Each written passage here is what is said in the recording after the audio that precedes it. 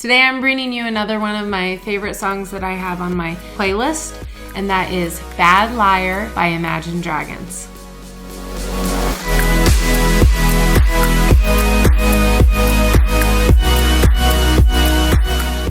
Okay. The first line is, "Hush, my dear, it's been a difficult year." Yeah, that really resonates with me. Leaving the church has been difficult, and this has been one of the most difficult years I've had. The faith transition's hard, but it's also difficult because I still need to be a parent to my children, and I still have everyday life I need to deal with. This just makes me want to take a break from everything and find myself and then come back, which really isn't possible. It says, "Terrors don't prey on innocent victims." And that's interesting because I thought it said tears don't prey on innocent victims. So I'm going to say it my way because that's what speaks to me. I've been really over emotional this year. A lot of things trigger me and I seem to be crying out of nowhere. And I just tell people I'm a little emotional right now and shrug it off. I like the line, "Tears don't prey on innocent victims." I like it how it applies in my life. There is a reason I'm crying. I just can't share these reasons with you because it's disrespectful to your belief system. And I do want to be a safe place for my Mormon friends and family. It's sad that I have a reason and I don't feel like I can share it. And then all throughout this song, there's these little "trust me, darling, trust me, darling." And that's interesting because you might feel like he's saying, "Trust me, I'm safe. Trust me, everything's okay." But as this song goes on, you hear that he's actually saying, "Trust me when I tell you the truth." That is the truth. It's been a loveless year. As I've said before, I feel like now that I've left the church, I'm more difficult to love, or difficult for my friends and family to love. I think they sure loved it a lot more when I was Mormon, and Mormonism's so important to them. I do feel like they all still love me. I just feel like it's made our relationship difficult. So it's been a loveless year. I wouldn't say it's been loveless. It's just been less love. Less unconditional love. I'm a man of three fears: integrity, faith, and crocodile tears. I like this, the three fears. Integrity. Along with that, wanting to be truthful about everything, but feeling like you hold something that you can't share with other people. Faith. Yeah, I fear faith now because faith has burned me. I had faith in something that I later found out wasn't true. Crocodile tears. I mean, I really hate crying all the time, but I don't think I fear it so much anymore. I'm probably just getting desensitized to it. I'm like, whatever, this is my life now. Trust me, darling. Trust me, darling. So look me in the eyes. Tell me what you see. A perfect paradise ripping at the seams. Wow. Being Mormon had me in this sheltered bubble, and I was pretty comfortable in Mormonism. This faith crisis just definitely tore it at the seams. I have had two people tell me that I've lost the light in my eyes. So they looked into my eyes, they saw the pain in there, and I think that's a highly offensive thing to tell someone who's left the church. I mean, you perceive that they've lost the light in their eyes because they are no longer members of the church, when in reality, what you're seeing in their eyes is the pain that they're going through in having their belief system deconstructed. It is super painful. So I would advise anyone who has a loved one who's leaving the church, yes, you may see pain in their eyes. They may not be happy for a while. And you telling them that they've lost the light in their eyes isn't going to change that. It's just not going to help. I wish I could escape this. I don't want to fake it. I wish I could be as authentic as an ex-Mormon as I was as a Mormon. I mean, I don't feel like I'm faking it, but I do feel like I'm restraining myself a bit. Here's why it's different. When I was Mormon, I truly believed that sharing what I knew with other people would make their lives better. I believed it to my core. So I had no conflict in being authentic and sharing everything about myself, including my beliefs.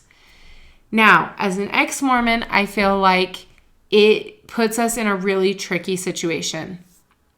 I would like to share my views, my opinions. I'd like to be just as authentic as I was as a Mormon. However, I haven't got to a spot where I feel like my belief system would be helpful for everyone. And I believe that it would be hurtful and disrespectful to family members and friends who are still believers. And so this line in here, I wish I could escape. Like, I wish I could be authentic. I wish I could escape this shut in feeling I feel because I don't want to fake it. And this channel helps me out a lot because here's where I can say the things that I keep inside all day and I'm heard by people. And the people finding me are the people that are searching for these things. I'm not forcing my voice onto anyone. They have to come here and click play. So it feels more ethical to me and gives me a space to be authentic. I wish I could erase it.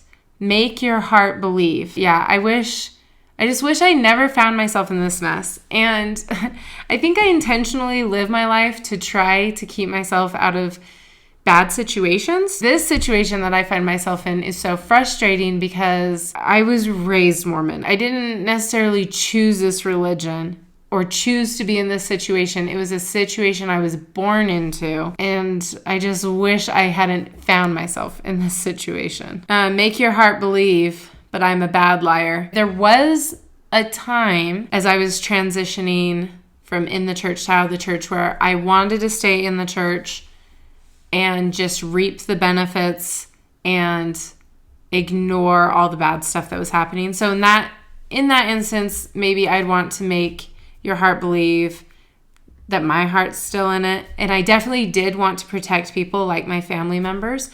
And there was a small window where I was trying to protect them until I realized that wasn't really realistic. We wouldn't have a close, authentic relationship if I wasn't open with them. Plus, they were going to find out anyway because there's lots of clues that I might not be Mormon. I'm going to make a whole other video on that about how it is hard to leave quietly because the way you worship is so visible that everyone can see if you're doing it wrong. But that's another video. And then here's the chorus. But I'm a bad liar.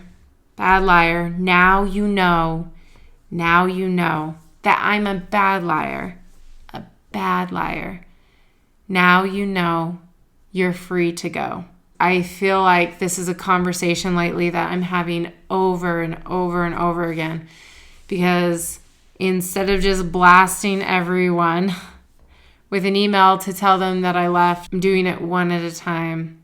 And it's not that I want to let anyone go. In fact, I'm afraid to let people that I love go. And it's not just them leaving. If they can't be respectful of me and accepting of me and loving of me, there might be situations where I might have to let people go and I might have to be okay with other people deciding to go. But I have to have that mindset. Now you know you're free to go. Like, I'm not going to force you to keep a relation with me if it's going to be unhealthy for you or unhealthy for me. Let's move on to the next verse. Did all my dreams never mean one thing?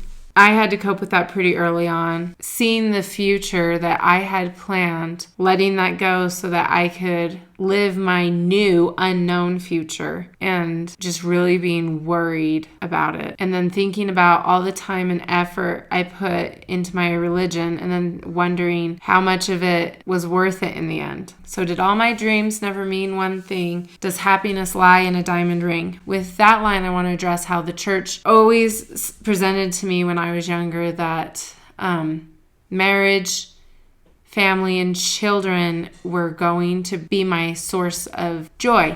And I'm not saying that my children don't bring me joy. They do bring me joy. And so does my husband. So they were right. They do bring me joy in one sense. But in another sense, is it healthy to tell a person that that's the only way they can find joy?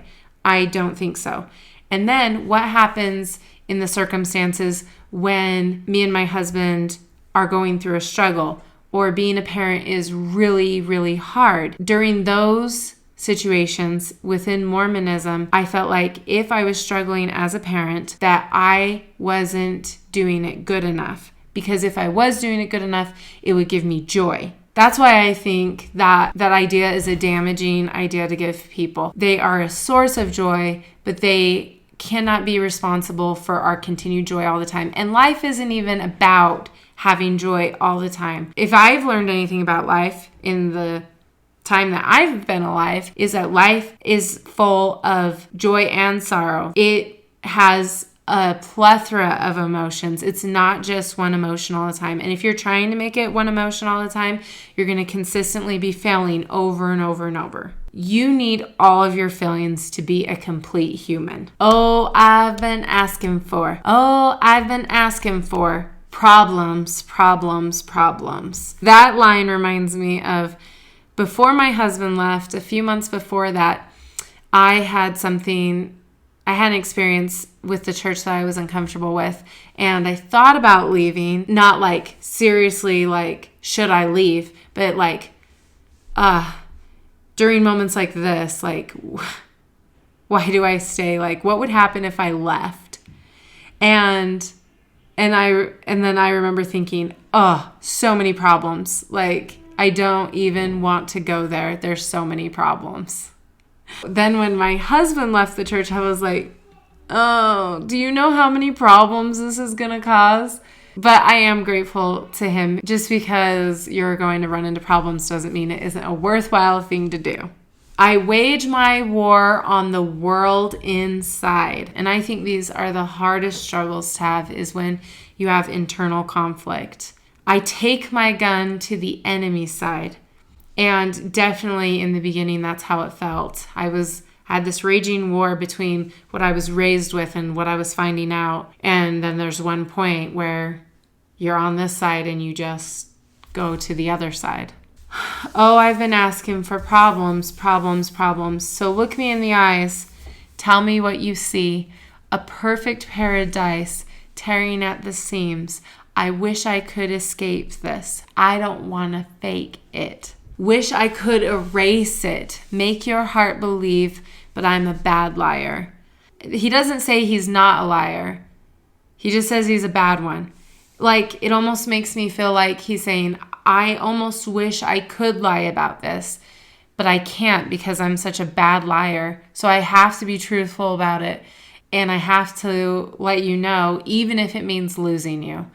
It's just so poetic. I'm a bad liar. Now you know. Now you know that I'm a bad liar. A bad liar. Now you know you're free to go. And then at the end he goes, oh, please believe me. Please believe me. In those last pleadings, how I feel about that is like, sometimes I wish I could share what I knew and that people would believe me and see it my way. Now, I know I can't take anyone out of the church. Everyone has to make their choice when it comes to leaving the church. But there are times that I'm like, I just wish I could share the whole of my journey with you. I wish I could share everything I knew. I wish I could tell you why I left. And I wish that when I was done with that you would believe me. Please believe me. Please believe me. Ugh.